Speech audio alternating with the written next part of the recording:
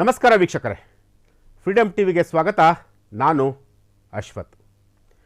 ವೀಕ್ಷಕರೇ, ಈಗಾಗಲೇ ಸ್ಯಾಂಡಲ್ವುಡ್ ಆಗಿರ್ಬೋದು, ಬಾಲಿವುಡ್ ಆಗಿರ್ಬೋದು, ಕಾಲಿವುಡ್ ಆಗಿರ್ಬೋದು, ಮಾಲಿವುಡ್ ಆಗಿರ್ಬೋದು, ಯಾವುದೇ ಒಂದು ಸಿನಿಮಾ ಒಂದು ರಿಲೀಸ್ ಆದರೆ ಒಂದು 200 ಕೋಟಿ ಕಲೆಕ್ಷನ್ ಆಯಿತು, ಒಂದು 300 ಕೋಟಿ ಕಲೆಕ್ಷನ್ ಆಯಿತು, ಒಂದು 500 ಕೋಟಿ ಕಲೆಕ್ಷನ್ ಆಯಿತು. ಈ ರೀತಿಯಾದಂತಹ ಒಂದು ವಿಚಾರಗಳು ಅಥವಾ ಈ ರೀತಿಯಾದಂತಹ ಸುದ್ದಿಗಳು ನಾವು ಪ್ರತಿನಿತ್ಯ ನೋಡ್ತಲೇ ಇರ್ತೀವಿ. ಆದರೆ ಇಲ್ಲಿ ಇವತ್ತು ಒಂದು ಸಿನಿಮಾದಲ್ಲಿ ಕಲೆಕ್ಷನ್ ಆಗುವಂತಹ ಒಂದು ಗಲ್ಲಾಪಟ್ಟಿಗೆಯಲ್ಲಿ ಕಲೆಕ್ಷನ್ ಆಗಿರುವಂತಹ ಒಟ್ಟು ಮೊತ್ತ ಏನಿದೆಯೋ ಆ ಒಂದು ಒಟ್ಟು ಮೊತ್ತವನ್ನು ಒಬ್ಬ ಹೀರೋ ತಮ್ಮ ರೆಮ್ಯುನರೇಷನ್ನ ತೆಗೆದುಕೊಳ್ತಾರೆ ಅನ್ನೋ ಒಂದು ಸುದ್ದಿ ಈಗ ವೈರಲ್ ಆಗಿರುವಂತಹದ್ದು. ಎಸ್, ಆ ಹೀರೋ ಬೇರೆ ಯಾರೂ ಅಲ್ಲ, ನಿಮ್ಮ ಪ್ರೀತಿಯ ಅಲ್ಲು ಅರ್ಜುನ್. ಎಸ್, ಅಲ್ಲು ಅರ್ಜುನ್. ಈಗಾಗಲೇ ಅಲ್ಲು ಅರ್ಜುನ್ಗೆ ಏನು ತೆಲುಗು ಇಂಡಸ್ಟ್ರಿಯಲ್ಲಿ ತನ್ನದೇ ಆದಂತಹ ಒಂದು ವರ್ಚಸ್ಸಿರುವಂತಹ ನಾಯಕ, ಜೊತೆಗೆ ಏನು ಚಿರಂಜೀವಿ ಅವರ ಒಂದು ಕುಟುಂಬದಿಂದ ಬಂದಂತಹ ಒಬ್ಬ ನಾಯಕ.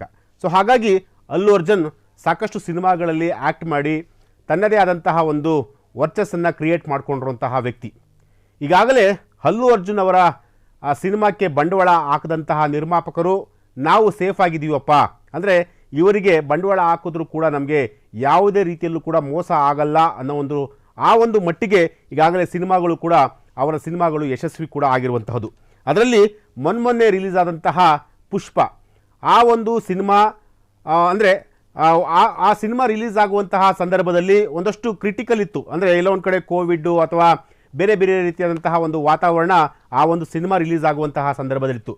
ಸೊ ಅಂತಹ ಟೈಮಲ್ಲೂ ಕೂಡ ಆ ಸಿನಿಮಾ ರಿಲೀಸ್ ಆದಾಗ ಸಾಕಷ್ಟು ಯಶಸ್ಸನ್ನು ಕೂಡ ಕಾಣ್ತು, ಜೊತೆಗೆ ಒಂದಷ್ಟು ಹಣವನ್ನು ಕೂಡ ಮಾಡ್ತು. ಅಂದರೆ ಕೇವಲ 100 ಕೋಟಿ 200 ಕೋಟಿ ಅಲ್ಲ, ಮಿನಿಮಮ್ ಏನೇನೋ ಒಂದು 500ರಿಂದ 600 ಕೋಟಿ ಆ ಒಂದು ಸಿನಿಮಾ ಕಲೆಕ್ಷನ್ ಆಯಿತು ಅನ್ನೋ ಒಂದು ಸುದ್ದಿ ಕೂಡ ಹಬ್ಬಿರುವಂಥದ್ದು. ಆದರೆ ಈಗ ಏನಪ್ಪ ಅಂತಂತಂದರೆ ಅಲ್ಲು ಅರ್ಜುನ್ ಅವರು ಒಂದು ಸಿನಿಮಾಗೆ ಅವರು ತೆಗೆದುಕೊಳ್ಳುವಂತಹ ರೆಮ್ಯುನರೇಷನ್ ಏನಿದೆಯಲ್ಲ, ಆ ರೆಮ್ಯುನರೇಷನ್ನು ಒಂದು ಸಿನಿಮಾದ ಕಂಪ್ಲೀಟ್ ಗಲ್ಲಾಪೆಟ್ಟಿಗೆಯಲ್ಲಿ ಏನು ಆ ಒಂದು ಸಿನಿಮಾ ಹಿಟ್ಟಾದರೆ ಏನು ಕಲೆಕ್ಷನ್ ಆಗುತ್ತೋ ಅಷ್ಟು ಕಲೆಕ್ಷನ್ ಮೊತ್ತದ ಹಣವನ್ನು ಈಗ ಒಂದು ಸಿನಿಮಾಗೆ ಅವರು ರೆಮ್ಯುನರೇಷನ್ ತೆಗೆದುಕೊಳ್ತಿದ್ದಾರೆ.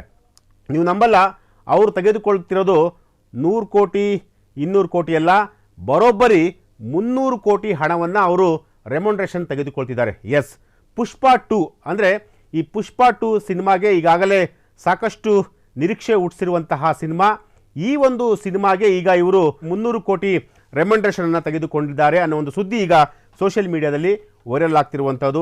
ಎಸ್, ಯಾಕೆಂತಂದರೆ ಅಲ್ಲು ಅರ್ಜುನ್ ಅವ್ರಿಗೆ ಈಗಾಗಲೇ 300 ಕೋಟಿ ನಿಜಕ್ಕೂ ಕೊಟ್ಟಿದ್ರು ಆ ಸಿನಿಮಾ ಎಷ್ಟು ಕಲೆಕ್ಷನ್ ಮಾಡಬೇಕಾಗುತ್ತೆ, ಅಂದರೆ ಆ ಸಿನಿಮಾಕ್ಕೆ ಎಷ್ಟು ಬಂಡವಾಳವನ್ನು ಹಾಕಿದ್ದಾರೆ ಅನ್ನೋ ಒಂದು ಕೂಡ ಇಲ್ಲಿರುವಂತಹ ಪ್ರಶ್ನೆ. ಸೊ ಸದ್ಯಕ್ಕೆ ಅಲ್ಲು ಅರ್ಜುನ್ ಅವರು ಈಗ 300 ಕೋಟಿ ರೆಮ್ಯುನರೇಷನ್ನ ಈಗ ಪಡೆದಿರುವಂತಹದ್ದು. ಅಂದರೆ ಯಾವ್ಯಾವ ನಟರು ಹೆಚ್ಚು ರೆಮ್ಯುನರೇಷನ್ನ ಪಡೆದಿದ್ದಾರೆ ಅನ್ನೋದನ್ನು ನಾನು ಆ ಒಂದು ವಿಚಾರವನ್ನು ನೋಡೋದಾದರೆ ಈಗಾಗಲೇ ಶಾರುಖ್ ಖಾನ್ ಆಗಿರ್ಬೋದು, ವಿಜಯ್ ದಳಪತಿ ಆಗಿರ್ಬೋದು, ಪ್ರಭಾಸ್ ಆಗಿರ್ಬೋದು, ಹಾಗೆ ರಜನಿಕಾಂತ್ ಆಗಿರ್ಬೋದು, ಇವರೆಲ್ಲರನ್ನೂ ಕೂಡ ಮೀರಿಸುವಂತಹ ಒಂದು ರೆಮ್ಯುನರೇಷನ್ನ ಈಗ ಅಲ್ಲು ಅರ್ಜುನ್ ಅವರು ಪಡೆದುಕೊಂಡಿರುವಂಥದ್ದು. ಈಗಾಗಲೇ ಅಂದರೆ ಮೊನ್ನೆ ಅಷ್ಟೇ ಏನು ಒಂದು ಸಿನಿಮಾ ರಿಲೀಸ್ ಆಯಿತು ವಿಜಯ್ ದಳಪತಿ ಅವ್ರದ್ದು, ಆ ಒಂದು ಸಿನಿಮಾ ಗೋಟ್ ಅಂತಂತೇಳಿ ಆ ಸಿನಿಮಾಗೆ ಅವರು ರೆಮ್ಯುನರೇಷನ್ನ ಸುಮಾರು 200 ಕೋಟಿ ಪಡೆದಿದ್ರು ಅನ್ನೋ ಒಂದು ಮಾಹಿತಿ ಸಿಕ್ಕಿರುವಂತಹದ್ದು. ಜೊತೆಗೆ ಜೈಲರ್ ಸಿನಿಮಾದಲ್ಲಿ ರಜನಿಕಾಂತ್ 250 ಕೋಟಿ ರೆಮ್ಯುನರೇಷನನ್ನು ಪಡೆದಿದ್ರು ಅನ್ನೋ ಒಂದು ಮಾಹಿತಿ ಈಗ ಸಿಕ್ಕಿರುವಂಥದ್ದು. ಜೊತೆಗೆ ಶಾರುಖ್ ಖಾನ್ ಅವರ ಸಿನಿಮಾ ಪಠಾಣ್, ಆ ಒಂದು ಸಿನಿಮಾದಲ್ಲಿ ಶಾರುಖ್ ಖಾನ್ ಅವರು ಸುಮಾರು 100 ಕೋಟಿ ರೆಮ್ಯುನರೇಷನನ್ನು ಕೂಡ ಪಡೆದಿದ್ರು ಅನ್ನೋ ಒಂದು ಮಾಹಿತಿ ಈಗ ಸಿಕ್ಕಿರುವಂಥದ್ದು. ಅಂದರೆ ಶಾರುಖ್ ಖಾನ್ ಆಗಿರ್ಬೋದು, ವಿಜಯ್ ದಳಪತಿ ಆಗಿರ್ಬೋದು, ಪ್ರಭಾಸ್ ಆಗಿರ್ಬೋದು, ಆಮೇಲೆ ಜೊತೆಗೆ ರಜನಿಕಾಂತ್ ಆಗಿರ್ಬೋದು, ಇವರೆಲ್ಲರನ್ನೂ ಕೂಡ ಮೀರಿಸುವಂತಹ ನಟ ನಮ್ಮ ಸೌತ್ ಇಂಡಸ್ಟ್ರಿಯಲ್ಲಿ ಇದ್ದಾರೆ ಅನ್ನೋದು ಅಂದರೆ ತಪ್ಪಾಲಿಕ್ಕಿಲ್ಲ. ಯಾಕೆಂತಂದರೆ ಈಗಾಗಲೇ ಅಲ್ಲು ಅರ್ಜುನ್ ಅವರು ಈ ಒಂದು ಅಂದರೆ ಪುಷ್ಪ 2 ಸಿನಿಮಾಕ್ಕೆ ಸುಮಾರು 300 ಕೋಟಿ ರೆಮ್ಯುನರೇಷನನ್ನು ಪಡೆಯುವ ಮೂಲಕ ಇಡೀ ಅಂದರೆ ಶಾರುಖ್ ಖಾನ್, ವಿಜಯ್ ದಳಪತಿ, ಪ್ರಭಾಸ್ ಮತ್ತು ದೊಡ್ಡ ಸ್ಟಾರ್ ನಟರು ಅಂತ ಏನೆಲ್ಲ ಅವರು ಕರೆಸ್ಕೊತಾರೋ ಅವರೆಲ್ಲರನ್ನೂ ಕೂಡ ಹಿಂದೆ ಇಕ್ಕಿ ಅವರು ಈಗ ಮುಂದೆ ಹೋಗಿರುವಂಥದ್ದು, ಅಂದರೆ ರೆಮ್ಯುನರೇಷನ್ ತೆಗೆದುಕೊಳ್ಳುವಂತಹ ವಿಚಾರದಲ್ಲಿ. ಸೊ ಹಾಗಾಗಿ ಈಗ ಪುಷ್ಪ 2 ಸಿನಿಮಾಗೆ ಅವರು 300 ಕೋಟಿ ಹಣವನ್ನು ಈಗ ತೆಗೆದುಕೊಂಡಿರುವಂಥದ್ದು. ಸೊ ಈ ಪುಷ್ಪ 2 ಇನ್ನೇನು ಕೆಲವೇ ದಿನಗಳಲ್ಲಿ ಥಿಯೇಟರ್ಗೆ ಲಗ್ಗೆ ಇಡುತ್ತೆ. ಅದಾದ ನಂತರ ಪುಷ್ಪ 2, ಪುಷ್ಪ 1 ಏನು ಸಾಕಷ್ಟು ಗಳಿಕೆಯಲ್ಲೂ ಕೂಡ ಮುಂದಾಗಿತ್ತು. ಈಗ ಪುಷ್ಪ 2 ಸಿನಿಮಾ ಎಷ್ಟರ ಮಟ್ಟಿಗೆ ಅಂದರೆ ಯಾವ ಥರದ ಗಳಿಕೆಯನ್ನು ಆಗುತ್ತೆ ಅನ್ನೋದು ಕೂಡ ಕಾದುಡಬೇಕಾಗಿದೆ.